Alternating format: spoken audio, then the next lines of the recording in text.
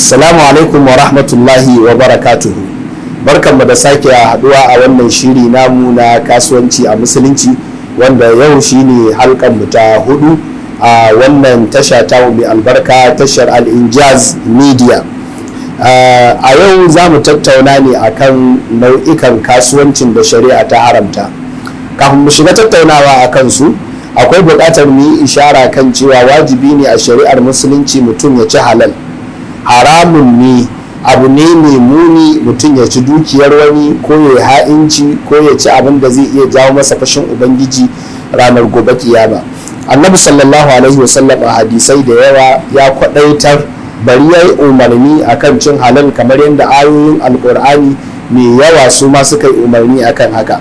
Ciki akwai faɗin Allah maɗaukacin sarki, ya ayyuhar rusulu kulu min at-tayyibati, ya ku manzanni ku ci daga cikin daɗaɗen abubuwa da suke na halal, wa'malu saliha, sannan ku yi aiki nagari.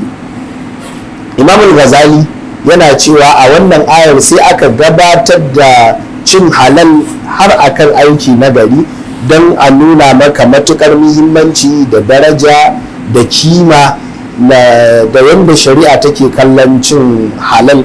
Kuma ana hakaito shi irin wannan daga Imam Ahmad ibn Hanbal rahmatullahi alaihi. Sannan annabi sallallahu alaihi wasallam yana faɗa mana a cikin hadisin da Imam Tirmizi ya ruwaito shi, kuma sannan ya ce hadisi ne hasanun sahih. Annabi sallallahu alaihi wasallam ya ce kafafuwan bawa ba za su gushe ba ranar tashin alkiyama har sai an tambaye shi kan wasu abubuwa. Abu na farko da za a tambaye shi ne akan rayuwarsa, akan me ya tafi da wannan rayuwar tasa, me kai a rayuwarka, za a tambaye ka ranar tashin alkiyama. Sannan za a tambayi mutum a kan dukiyarsa, a ina ya same ta, sannan a me ya ciyar da ita, wato a ina ka sami dukiyar, sannan a kan me ka kashe wannan dukiyar. Allah maɗaukacin sarki sai ya tambayi bawa a kan waɗannan abubuwa. Sannan za a tambayi mutum game da jikinsa, a kan me ya tsofar da jikin, a kan me ya kashe lafiyar jikin. Sannan Allah maɗaukacin sarki yana cewa ya ayyuhal ladina amanu la ta'kulu amwalakum bainakum bil batil, ya ku waɗanda kuka ba da gaskiya, kar ku ci dukiyarku, kar ku dinga cin dukiyoyinku ta hanyar barna, ta hanyar ƙarya da yaudara da sata da ha'inci, ta dukkanin wata hanya da take ta haramu. Sai dai yace illa an takuna tijaratan an taradun minkum, sai dai idan ya zamo kasuwanci ne wanda kuka yi shi bisa gini na yarjejeniya a tsakaninku, kamar yadda annabi sallallahu alaihi wasallam yana cewa inna allaha tayyibun la yaqbalu illa tayyiba, Allah madaukakin sarki tsarkakakke ne, baya karba sai abin da yake tsarkakakke. Sannan cin halal yana cikin abubuwan da suke sabbaba karbar addu'ar bawa. Mutumin da yake cin haram, addu'ar sa ba ta karbuwa. Sannan annabi sallallahu alaihi wasallam yana cewa la yadkhulul jannata lahmun nabata min suhtin, dukkanin wani nama da ya fito ta hanyar haram, to wannan naman ba zai shiga aljanna ba. Yace wa kullu lahmin nabata min suhtin kana naru aula bihi, dukkanin wani nama da ya fito ta hanyar haram, to wuta ce ta fi cancanta da wannan naman, wanda hadisi ne da Imam Ahmad da Imam Al-Baihaqi suka ruwaito. Sannan aka tambayi annabi sallallahu alaihi wasallam cewa wasu abubuwa ne suka fi kai mutane aljanna. Annabi sallallahu alaihi wasallama ya ce abubuwan da suka fi kai mutane aljanna su ne takawa, wanda takawa ita ce ka sanya garkuwa tsakaninka da fushin ubangiji ta hanyar aikata kyawawan ayyuka da nisantar munana. Ya ce sannan kuma sai kyawawan ɗabi'u, wato zama da mutane lafiya da kyautata musu.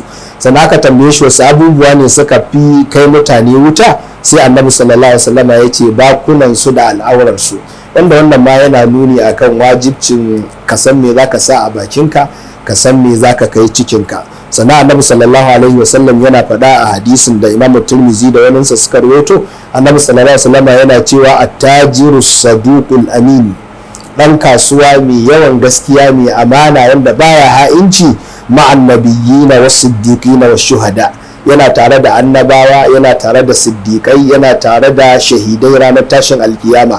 Wato kenan dan kasuwan da yake mutumin kirki, dan kasuwan da yake bawan Allah, ranar tashin alkiyama yana da daraja mai tarin yawa a gurin Allah madaukakin sarki.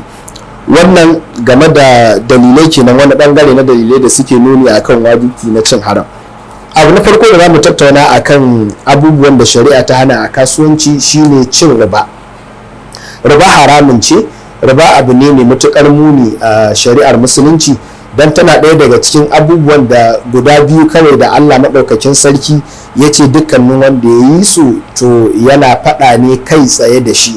Wato idan har ka san kana cin riba to kasancewa kai tsaye ka yi fito na fito da Allah maɗaukakin sarki ne. Sannan annabi sallallahu alaihi wa sallama ya tsine wa mai cin riba da mai bayar da riba da mai yin shaida akan mu'amalar da akwai riba a ciki da mai kuma rubuta mu'amalar riba. Wayannan mutanen dukkaninsu annabi sallallahu alaihi wa sallama ya tsine musu, wanda zai nuna maka cewa lallai riba abu ne mai matukar muni.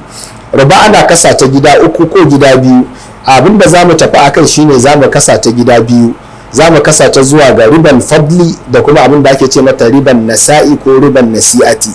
Waɗannan nau'ika guda biyu na riba su za mu tattauna a kan su, yadda suna tattare dukkanin nau'ika na riba. Insha Allah a zama na gaba za mu fara tattaunawa a kan riban nasa'i ko riban nasi'ati. Wassalamu alaikum wa rahmatullahi wa barakatuhu.